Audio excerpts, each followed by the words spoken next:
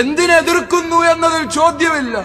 സവർണന് കണ്ട് ആനന്ദിക്കാനുള്ളതാണ് താഴ്ന്ന ജാതിയിലെ സ്ത്രീകളുടെ ശരീരം എന്ന മനുഷ്യത്വരഹിതമായ ചിന്തയാ ഈ സമരത്തെ എതിർക്കാൻ പ്രേരിപ്പിച്ചത്. പോളണ്ടിൽ നിന്ന് വന്ന മറ്റൊരു മിഷണറിയായിരുന്ന ഫ്രാൻസിസ്കോ ബെയ്ലിയുടെ നേതൃത്വത്തില് ഇവിടെ മാറുമറയ്ക്കൽ സമരം നടന്നു. പിന്നീട് കമ്മ്യൂണിസ്റ്റുകാര് ഞങ്ങളാണ് ഈ സമരം നടത്തിയത് എന്ന് ചരിത്രം വളച്ചൊടിക്കാൻ ശ്രമിക്കുന്നുണ്ട്. 7ാം ക്ലാസ് പാഠപുസ്തകത്തിൽ പോലും ഇതിന്റെ അവകാശവാദങ്ങൾ നിങ്ങൾക്ക് കണ്ടെത്താൻ കഴിയും. പക്ഷേ വസ്തുനിഷ്ഠമായി ചരിത്രം പഠിക്കുക. നിങ്ങൾ അറിയുകയാ, ഈ മിഷനറിയാണ് കേരളത്തില് മാറുമറയ്ക്കൽ സമരത്തിന് നേതൃത്വം കൊടുത്തത്.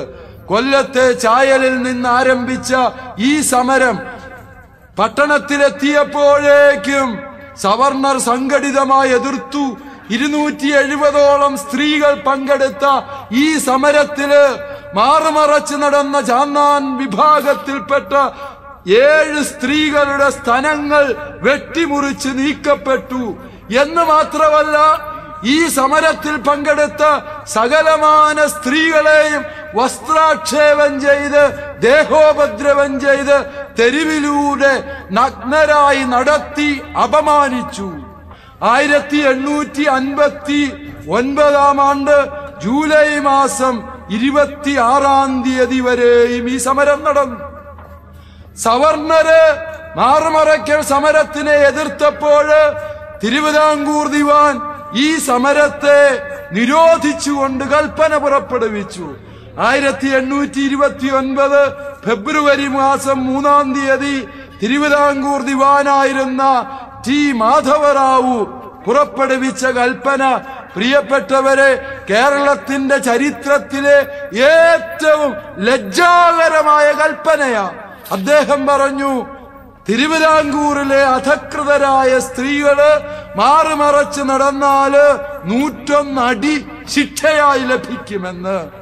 മിഷനറിമാരെ ഈ സമരത്തെ പിന്തുണച്ചതിന്റെ ഫലമായി അവർ തുറുങ്കിലടയ്ക്കപ്പെട്ടു എന്നതാണ് സത്യം.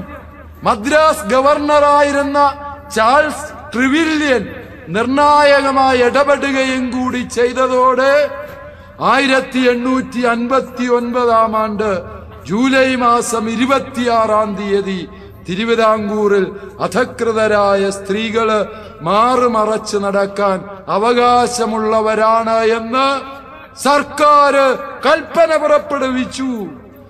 ആരാണ് ഈ സമരത്തിന് നേതൃത്വം കൊടുത്തത്? കമ്മ്യൂണിസ്റ്റുകാര്. സമൂഹത്തിന്റെ മുഖ്യധാരയിലേക്ക് പാവപ്പെട്ടവരെ കൈപിടിച്ചുയർത്താൻ എന്നും മുന്നണി പോരാളിയായി നിന്ന് പൊരുതിയ ഒരു സഭയുടെ ചരിത്രം, പ്രിയപ്പെട്ട സഖാക്കന്മാരെ, നിങ്ങൾക്കൊരിക്കലും മനസ്സിലാവില്ല. കാരണം നിങ്ങൾ പഠിച്ച ചരിത്രത്തില് സത്യത്തിന്റെ തരിമ്പ് പോലും ശേഷിക്കാത്തത് കൊണ്ട് ഈ അവകാശവാദങ്ങള്. എട്ടുകാലി മമ്മൂഞ്ഞിന്റെ സംസ്കാരമാ കമ്മ്യൂണിസ്റ്റുകാരന്റെ സംസ്കാരം. നാട്ടിലെവിടെയെങ്കിലും എന്തെങ്കിലും നന്മയുടെ വിശേഷമുണ്ടായാൽ അത് ഞാൻ മൂലമാണ് എന്ന് അവകാശപ്പെടുന്ന മമ്മൂഞ്ഞിമാരെ കൊണ്ട് കേരളം നിറയ്ക്കാനുള്ള ശ്രമമല്ലേ കമ്മ്യൂണിസ്റ്റുകാർ ഇവിടെ നടത്തുക? വിശ്വാസികളെ, നിങ്ങൾ അറിയേണ്ട അടിസ്ഥാന സത്യമാ, നന്മയെ തമസ്കരിക്കാൻ ശ്രമിക്കുക, തമസ്കരിക്കാനാവാത്ത ചരിത്രത്തിന്റെ അനിഷേധ്യ വസ്തുതകളെ തങ്ങളുടെ നേട്ടങ്ങളുടെ പട്ടികയിൽപ്പെടുത്തുക. അത് കമ്മ്യൂണിസ്റ്റുകാരന്റെ ഇരട്ട മുഖമുള്ള തന്ത്രവാ. സുഹൃത്തുക്കളെ, സഖാക്കന്മാരെ, ചരിത്രമറിയാവുന്ന ഈ നാട്ടിലെ ഒരൊറ്റ മനുഷ്യനും നിങ്ങളുടെ അവകാശവാദങ്ങൾ കേട്ട് വഴിതെറ്റുകയില്ല. സഭയോടൊത്ത് സഭയുടെ നന്മയുടെ മുഖത്തിന്റെ ശോഭ കണ്ട് സകലമാന വിശ്വാസികളും സത്യത്തോട് ചേർന്ന് നിൽക്കും എന്ന വസ്തുത മറന്നുകൊണ്ട് നിങ്ങൾ കാണുന്ന സ്വപ്നങ്ങളെല്ലാം മലർപ്പൊടിക്കാരന്റെ സ്വപ്നങ്ങളായി തകർന്നു വീഴുമെന്നതിന്റെ സാക്ഷ്യപത്രമാണ്. സഭയെ അനുകൂലിച്ച് വിശ്വാസത്തെ സംരക്ഷിക്കാൻ ഈ നാട്ടിൽ തടിച്ചുകൂടിയിരിക്കുന്ന 10,000-കണക്കിന് വരുന്ന ഈ ജനങ്ങളെന്ന് നിങ്ങൾ ആദ്യമേ അറിയുക, മനസ്സിലാക്കുക. തിരുത്തുക. പാവങ്ങളുടെ സംരക്ഷകര് തങ്ങളാണ് എന്ന മട്ടില് കമ്മ്യൂണിസ്റ്റ് പാർട്ടിക്കാര് ഇവിടെ അവകാശവാദങ്ങൾ ഉന്നയിക്കുന്നുണ്ട്. ആരാണ് ഈ പാവങ്ങള്? സമൂഹത്തിന്റെ മുഖ്യധാരയിൽ നിന്ന് ഗളഹസ്തം ചെയ്യപ്പെട്ട് ജീവിക്കാനും ശ്വസിക്കാനും വിദ്യാഭ്യസിക്കാനും പോലുമുള്ള അവകാശം നിഷേധിക്കപ്പെട്ടിരുന്ന ഈ യഥാർത്ഥ പാവങ്ങളെ സമൂഹത്തിന്റെ മുഖ്യധാരയിൽ കൊണ്ടുവന്നതാരാ? ചരിത്രം പഠിച്ച നിങ്ങൾക്കറിയും, പാർട്ടിക്കാരല്ല, അത് സഭയായിരുന്നു എന്നത്. കമ്മ്യൂണിസ്റ്റ് പാർട്ടി എന്താ ചെയ്യുക? ഇന്നും ബംഗാളിലും ത്രിപുരയിലും കേരളത്തിലും എന്താ ചെയ്തുകൊണ്ടിരിക്കുക?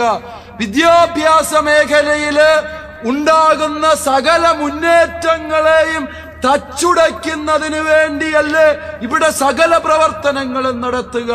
വികസനം എന്നത് ഈ നാട്ടിൽ വരാൻ പാടില്ല എന്ന് നിർബന്ധ ബുദ്ധിയോടെ കരുക്കൾ നീക്കുന്നതാരാ? നാട്ടിലെ കമ്മ്യൂണിസ്റ്റുകാരല്ലേ? ഈ അടുത്ത കാലത്ത് മലബാറിലെ ഒരു ഗ്രാമത്തിൽ പ്രസംഗിക്കാൻ ഞാൻ പോയി. അവിടെ കമ്മ്യൂണിസ്റ്റ് പാർട്ടി സഭയ്ക്കെതിരെ ഉന്നയിക്കുന്ന വലിയ ചില ആരോപണങ്ങൾ ഉണ്ടായിരുന്നു. അതിന് മറുപടി പറയുക എന്ന ലക്ഷ്യത്തോടെ കൂടിയ മീറ്റിംഗ്.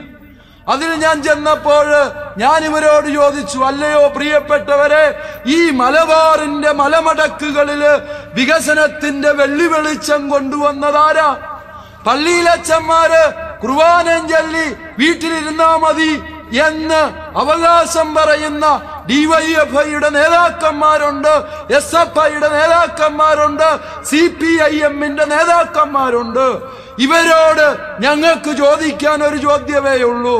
പള്ളിയിലച്ചന്മാര് കുർബാന കഴിഞ്ഞ് പത്രവും വായിച്ച് പള്ളിമുറിയിൽ ഇരിക്കുമായിരുന്നു എങ്കിൽ ഈ മലബാറിന്റെ മലമടക്കുകളിലെ റോഡുകൾ ആര് വെട്ടുമായിരുന്നു? ഇവിടുത്തെ പള്ളിക്കൂടങ്ങള് ആര് സ്ഥാപിക്കുമായിരുന്നു? ഒരൊറ്റ പാർട്ടിക്കാരൻ ഈ നാട്ടില് 1 കിലോമീറ്റർ റോഡ് വെട്ടിയോ? ഈ നാട്ടില് ഒരു പള്ളിക്കൂടമെങ്കിലും സ്ഥാപിച്ചോ? ചരിത്രം പഠിച്ചു നോക്കുക. ഞാൻ ആ നാട്ടുകാരോട് ചോദിച്ചു, അല്ലയോ നാട്ടുകാര്, ഈ നാട്ടില് കമ്മ്യൂണിസ്റ്റ് പാർട്ടി കൊണ്ടുവന്ന ഏതെങ്കിലും വികസനത്തിന്റെ മുഖമുള്ള ഒരു സ്ഥാപനത്തിന്റെ പേര് പറയാവോ? ഒരമ്മച്ചി കൈവക്കി. അച്ഛോ, ഞാൻ പറയാം. ഞാൻ അമ്പരന്നു, ഇതേതാ ഈ കമ്മ്യൂണിസ്റ്റുകാർ കൊണ്ടുവന്ന സ്ഥാപനമെന്നറിയാൻ ഞാൻ ജൈവട്ടം പിടിച്ചു. അപ്പോഴാ അമ്മച്ചി പറയുക, അച്ഛാ, ഈ നാട്ടിലെ കള്ളുഷാപ്പ് കൊണ്ടുവന്നത് കമ്മ്യൂണിസ്റ്റ് പാർട്ടിക്കാരാ. പ്രിയപ്പെട്ട സഹോദരങ്ങളെ, നിങ്ങൾ അറിയുക, പാർട്ടി കൊണ്ടുവന്ന വികസന സ്ഥാപനങ്ങള് എണ്ണമെടുത്താൽ നാട്ടിലെ ഷാപ്പുകളുടെ എണ്ണത്തിന് തുല്യമായിരിക്കും. അത് ആരാ? ഈ നാട്ടിലെ പാവങ്ങള്. ആരാരും തുണയില്ലാത്ത എയ്ഡ്സ് രോഗികള്, അവര് പാവങ്ങളല്ലേ? ആരും നോക്കാനില്ലാത്ത അനാഥ കുഞ്ഞുങ്ങള്, അവര് പാവങ്ങളല്ലേ? ആരും തുണയില്ലാത്ത വിധവകളായ സഹോദരിമാര്, അമ്മമാര്, അവര് പാവങ്ങളല്ലേ?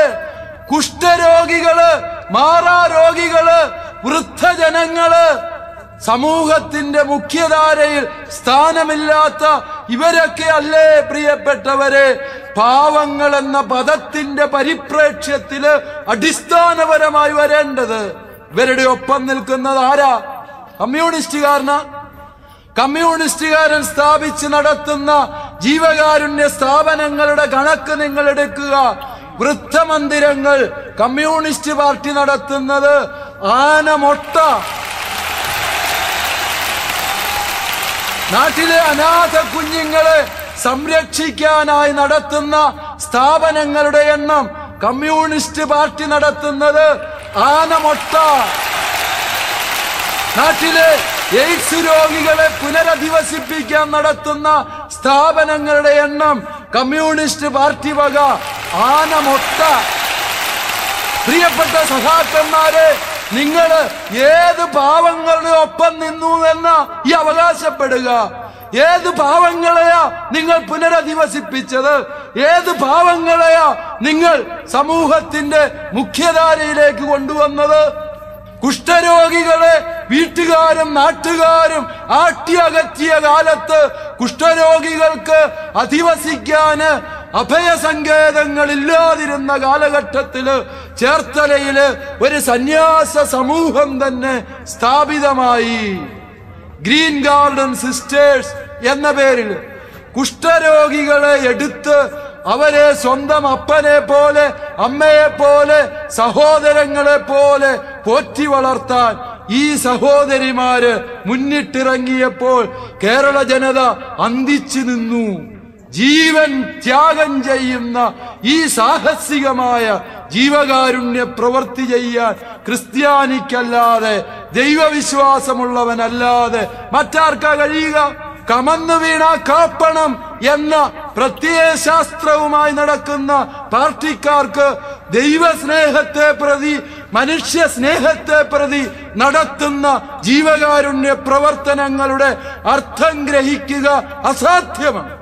പക്ഷേ പ്രിയപ്പെട്ട നാട്ടുകാരെ, പ്രിയപ്പെട്ട വിശ്വാസികളെ, നിങ്ങൾ അറിയുക, കേരളത്തിലെ ജീവകാരുണ്യ സ്ഥാപനങ്ങളുടെ എണ്ണം 1500ഓളം വരുമെങ്കിൽ അതിൽ 1297 എണ്ണവും നടത്തുന്നത് കേരളത്തിലെ ക്രൈസ്തവ സഭകളാണ്. ആ സഭയെയാണ് പാവങ്ങൾക്കെതിരായ സഭ എന്ന് മുദ്രകുത്തി ആക്ഷേപിച്ച് സമൂഹത്തിൽ നിന്ന് പുറന്തള്ളാൻ ശ്രമിക്കുക.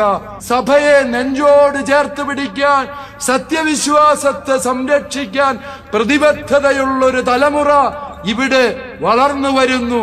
കമ്മ്യൂണിസ്റ്റുകാരൻ എല്ലാ കാലവും കമ്മ്യൂണിസത്തിന്റെ അന്ധകാരത്തിൻ കീഴില് ഒരു തലമുറയെ ഒന്നാകെ ഒതുക്കി നിർത്താനാവില്ല എന്നതിന്റെ ചരിത്രം കേവലം പശ്ചിമ ജർമ്മനിയിലെ തകർന്ന ബെർലിൻ മതിലുകൊണ്ടോ പൂർവ്വ യൂറോപ്പിലെ രാജ്യങ്ങളുടെ ചരിത്രം കൊണ്ടോ കമ്മ്യൂണിസ്റ്റ് റഷ്യയുടെ പതനം കൊണ്ടോ അവസാനിക്കുന്നില്ല.